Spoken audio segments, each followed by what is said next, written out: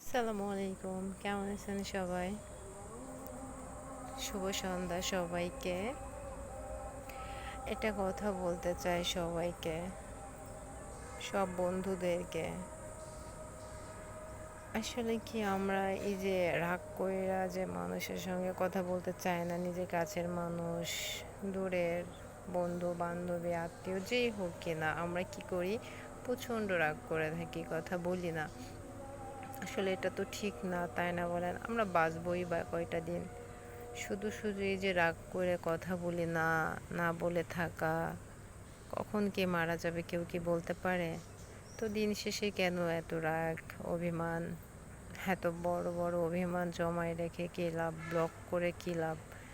কেন আমরা পারি না সুন্দরভাবে মন খোলা কথা বলতে?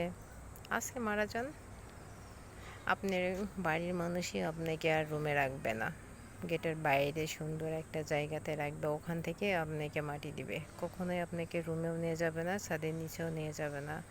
তো কিসের কি দুনিয়াতে আসলে কোনো কিছুই আপন না, আবার বেঁচে থাকতে হলে সব কিছু আপন ভেবে জীবনযাপন করতে হয়, এজন্য আমরা সেভাবে জীবনযাপন করি। কিন্তু আসলে হিংসে করা, রাগ করে কথা না বলা, এগুলো আসলে করা ঠিক না। আর আমি চাই সবাই সুন্দরভাবে থাকুক, সবাই মিলেমিশে থাকুক, কেউ হিংসে না করি। আর সবার কাছে কেমন লাগবে আমার কথাটা আমি জানি না। তো সবাই অনেক ভালো থাকবেন। আল্লাহ হাফেজ।